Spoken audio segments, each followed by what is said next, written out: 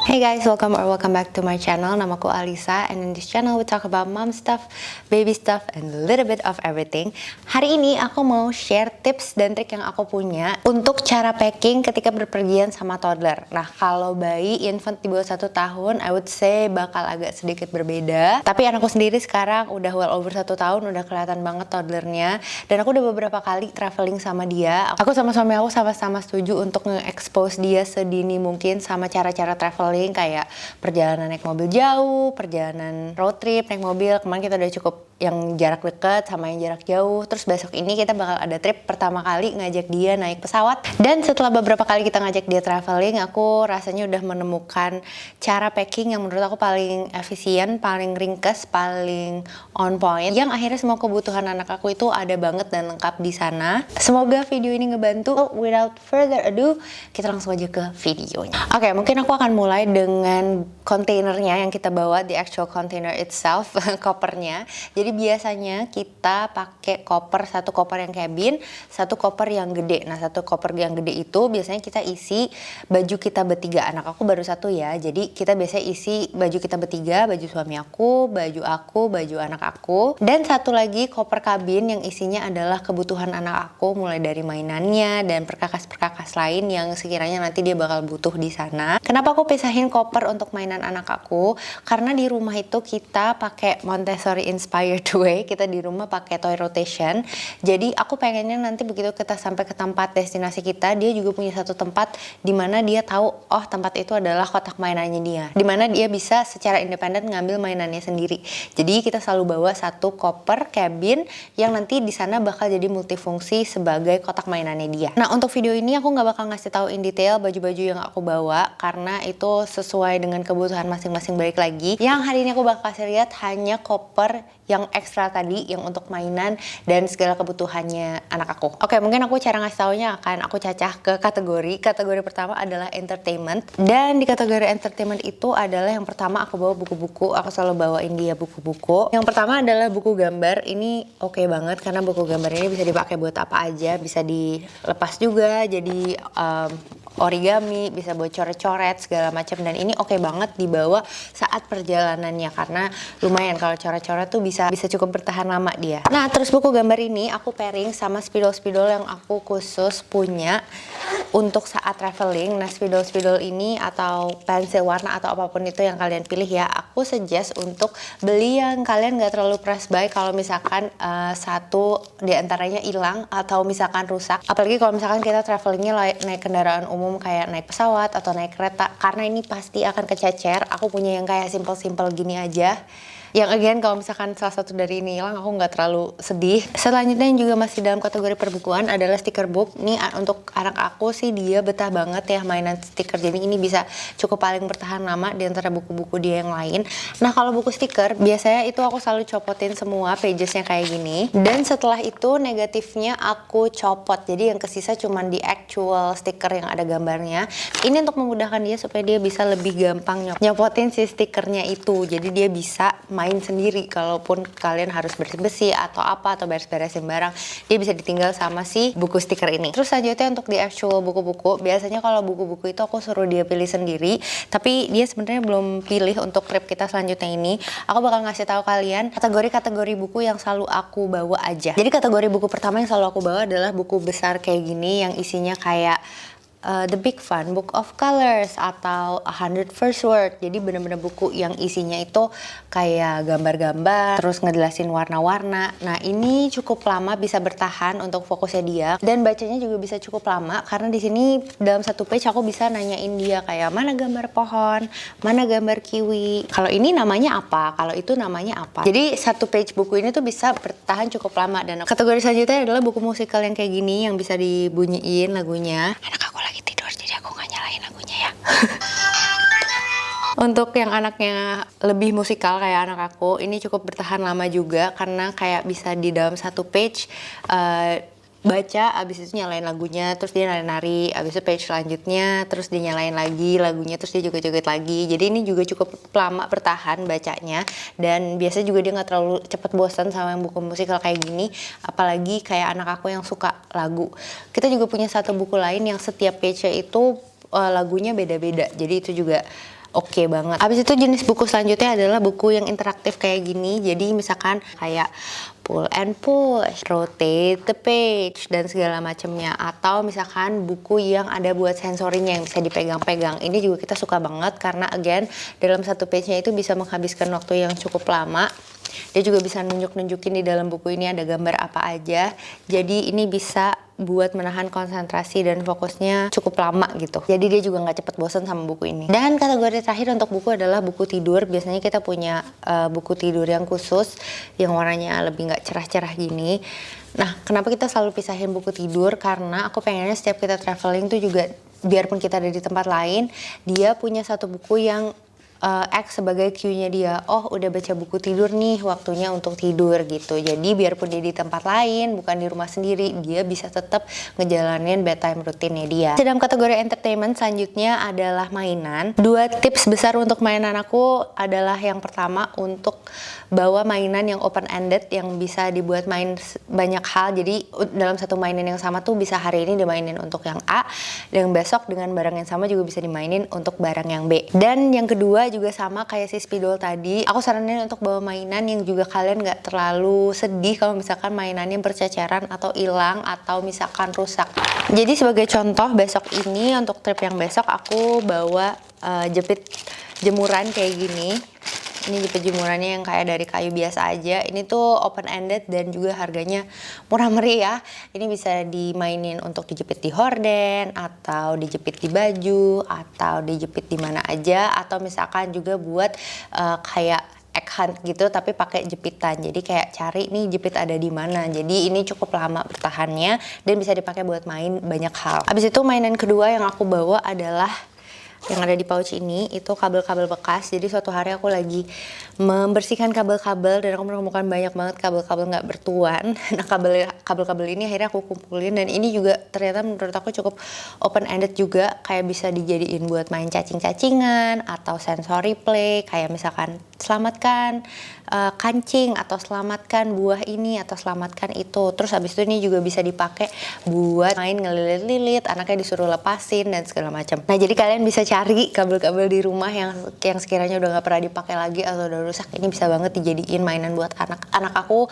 Lumayan betah main kabel-kabel ini. Dan kalau misalkan mereka hilang di perjalanan, aku juga nggak terlalu codi. Selanjutnya yang besok bakal aku bawa juga ini adalah color wheel. Ini aku suka banget mainan ini karena dengan bermodalkan satu ini aku bisa ngajarin dia banyak warna. Dan untuk trip ini aku pairing dia dengan kancing warna-warni kayak gini. Ini aku bawa lumayan banyak. Jadi kayak misalkan yang hijau aku bawa banyak, yang merah aku bawa banyak. Jadi nanti aku suruh match dia ke warna kancingnya. Bisa mulai dari hijau dulu, atau misalkan hijau, biru, ungu, terus muter lagi. Abis itu kancing kedua dan segala macamnya. Jadi menurut aku ini juga lumayan bikin konsentrasinya dia sama fokusnya lama di mainan. Terus 2 mainan lain yang besok bakal aku bawa adalah ini kayak skop-skop untuk main pasir-pasir.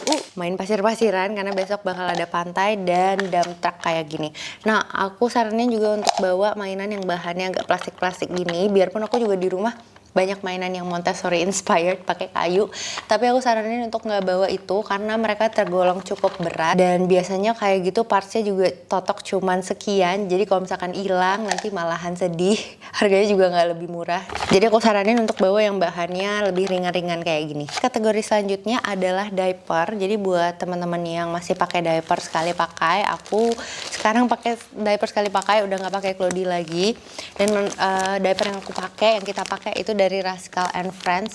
Setiap kita pergi aku selalu bawa satu yang baru. Jadi aku selalu bawa yang unopen kayak gini karena masih ada handle-nya. Biasanya kalau kita bawa koper yang gede, kita masukin ini ke koper yang gede. Kalau misalkan kalian pakai merek diaper yang mudah ditemuin di minimarket, kalian bisa skip bawa diaper all together, dan begitu nyampe kalian bisa langsung nyamperin minimarket terdekat, mungkin yang di airport bahkan, karena mereka pasti sedia. Nah, karena kita di rumah selalu nyetok banyak, aku selalu bawa ini dari rumah karena sayang kalau beli lagi. Nah, terus untuk tips selanjutnya, kalau misalkan kalian pergi ke destinasi yang banyak main airnya, banyak berenang, banyak main di pantai, aku saranin untuk juga bawa diaper yang perekat atau tape kayak gini. Ini aku punya sisaan dari yang pas kemarin anak aku sunat. Kalian bisa nonton di sini salah satu. Dan aku bawa yang satu size di atas size aslinya anak aku. Kenapa aku bawa ini? Karena kalau baju berenang atau dia pakai celana berenang itu kan dia nggak ada kayak penahan pipisnya gitu ya. Jadi nanti si anak aku bakal aku pakein dulu baju berenangnya. Terus si diaper ini bakal aku pakein di luarnya. Jadi perjalanan dari kamar, misalkan dari kamar hotel ke poolnya atau misalkan dari Airbnb-nya ke pantainya, itu dia udah bisa langsung pakai baju berenang tanpa dia pipisnya bocor kemana-mana. Aku selalu nyetok guys di blog kayak gini di rumah karena ini pasti kepake banget. Baju kotor, buat diaper kotor, dan lain-lain. Abis itu hal selanjutnya yang juga ini setelah aku belajarin, setelah berapa kali traveling sama anak aku, yang akan aku bawa adalah Wonder Pad kayak gini. Ini Wonder Pad yang aku punya, mereknya Bello Baby. Aku suka banget yang Bello Baby ini karena dia cepet kering. Aku punya 2 size, yang small dan kalau nggak salah ini yang medium ya. Aku bakal bawa 2. Nah, kenapa aku mau bawa ini? Karena kita udah belajar dari trip kita yang terakhir. Pada satu malam anak aku ngompol tidurnya karena dia kecapean malamnya dan skip ganti diaper di jam terakhir sebelum tidur. Akhirnya malamnya dia ngompol, dan waktu itu kita nggak stay di hotel, kita staynya di Airbnb, dan itu cukup ribet guys karena kayak besok-besoknya kita masih tidur di situ. Jadi aku highly recommend banget untuk bawa Wonder Pad kayak gini. Nah, karena kita besok stay akan about a week, aku bawa 2 in case kalau misalkan dia ngompol, aku masih punya yang baru lagi. Terus selanjutnya yang juga untuk prevention hal-hal kecelakaan seperti itu adalah aku mau bawa bib. Nah, ini kita juga belajar dari trip yang kemarin-kemarin. Jadi yang kemarin-kemarin itu biasanya kan kalau kita bawa anak, kita sendiri pun kalau kita traveling kita bawa baju yang berapa hari kita nginep, habis itu kita bawa berapa lebihnya gitu ya. Tapi kalau sama anak-anak apalagi toddler yang udah aktif, itu tuh bener-bener unpredictable banget. Kayak mereka tuh sering banget kotornya, entah ya mereka jatuh lah ke tanah atau misalkan mereka makan berantakan dan segala macam. Itu tuh bajunya kemarin udah dibawain lebih, masih aja kurang. Jadi aku bakal bawain bib-bib yang gede kayak gini. Ini sebenarnya dulu dipakai pas dia masih baby, aku masih simpen. Terus sekarang aku mau bawa lagi. Sebenarnya kalian bisa aja bawa bib yang silikon karena itu cukup bawa satu dan bisa dicuci setiap kalinya. Tapi aku mikir aku bakal bawa yang kain-kain gini aja karena selain makan aku juga pengen pakein dia bib di tempat-tempat yang sekiranya rawan untuk baju kotor. Jadi juga bajunya nggak bakal kehabisan nanti, tinggal bibnya aja yang diganti. Nah, habis itu untuk perkakas permandian, tips yang aku punya adalah untuk anak sediain shampoo dan sabun yang langsung jadi satu. Ini aku pakai dari Sweet Salt, itu yang hair and body, jadi bener-bener aku nggak usah repot-repot lagi mikirin mana shampoo, mana sabun, semuanya udah all in one. And this can easily go di toiletries bareng aku sama suami aku di tempat gede kayak gini. And it's all ready to go. Ini bakal aku masukin ke koper gede nanti, yang koper baju. Nah, selanjutnya yang juga masih masuk ke dalam koper yang isinya perkakas mainan adalah peralatan makan. Again, peralatan makan anak aku bawa di ziplock kayak gini, dan ini isinya tuh ringkas banget. Yang pertama aku bawa adalah tempat makan. Aku suka banget nih tempat makan yang dari Gross Mini. Ini yang sekatnya isinya ada 3 dan dia ada lidnya. Sebenarnya mereka juga jual yang kayak buat suctionnya gitu yang buat ditempel di sini. Jadi kalau misalkan kalian baby led weaning di luar saat traveling, kalian juga bisa tetap pakai piring ini buat baby led weaning. Terus selanjutnya adalah sedotan. Karena sekarang tuh banyak banget restoran yang udah gak nyediain sedotan lagi. Menurut aku sedotan nih lifesaver banget untuk di perjalanan karena anak kita bisa minum dari minuman yang dibeli tapi nggak harus tumpah-tumpah minumnya. Ini aku punya yang dari Little Dimple, isinya kayak ada 3 set gitu, aku suka banget. Dan ini ada case-nya juga mereka kasih, jadi bisa dibawa traveling. Dan terakhir adalah sendok. Nah, aku punya sendok dari Richelle Baby. Ini aku sebenarnya bawa 2. Sebenarnya aku beli 2, jadi case-nya aku punya 2. Tapi aku bakal cuma bawa 1 case aja dan aku bawa 2 sendoknya. Tips yang aku punya untuk bahan perbakalan adalah untuk bawa sponge. Ini biasanya aku sponge biasa yang big size, aku potong jadi 2. Dan juga kalian masukin ke dalam botol kecil kayak gini adalah sabun cuci piring yang khusus anak-anak. Kalau nggak salah yang aku pakai ini mereknya Slick. Aku lumayan suka ini karena dia baunya nggak terlalu nyengat dan bener-bener ngebersihin. Sebenarnya si sabun ini aku selalu sedia di diaper bag-nya dia. Ini juga of course bakal aku bawa. Kalau misalkan kalian mau lihat isi diaper bag ini, kalian bisa nonton di video ini, aku udah ngasih lihat juga. So ini selalu aku bawa di dalamnya. Gunanya apa? Jadi kalau misalkan kalian udah selesai pakai alat makannya, kalian bisa cuci lagi either di Airbnb-nya atau di hotelnya. Nah ini sumpah, tips ini benar-benar bantu banget karena terakhir kita pergi kemarin kita sempat suplemen pakai Sufor. Jadi kita bawa perlengkapan botol dan kita bawa susu dan lain-lainnya. Having sponge and the soap really helps karena kita benar-benar bisa langsung cuci segala macamnya. Kita kemarin nginep di hotel dan abis dia selesai minum, the bottle is ready to go lagi. Nah ini jadi aku pengen kasih lihat jadinya kayak gimana isi kopernya. As you can see, ini tuh koper cabin dan masih muat banyak banget. Kalian bisa masukin di sela-sela sini juga. Ini sebenarnya masih ada space banget buat tambahan-tambahan yang sekiranya kalian bakal butuhin nanti.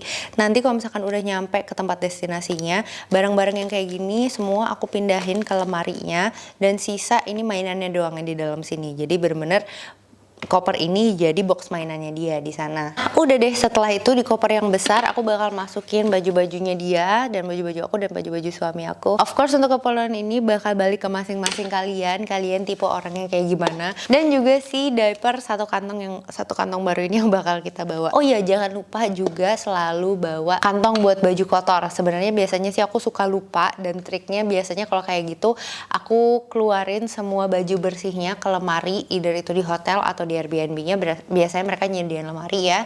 Habis itu baju kotornya langsung dilipat rapih masuk ke dalam koper bajunya lagi. Jadi by the end of the trip yang di koper itu isinya baju-baju kotor dan baju-baju bersihnya yang biasanya aku masukin ke dalam kantong laundry bag-nya supaya nggak terlalu gendut kantongnya. Udah deh, itu aja tips dan trik yang aku punya. Semoga video ini bisa ngebantu kalian. Definitely don't feel overwhelmed dengan barang apa yang harus kalian bawa ketika kalian bawa toddler keluar kota atau keluar negeri, karena mereka really bakal lebih banyak antusias untuk ngelihat surrounding mereka, mempelajari kayak apa nih yang biasanya nggak ada di rumah dibanding barang-barang yang kalian bawa dari rumah. I hope this video helps. I'll see you in the next video. Dadah!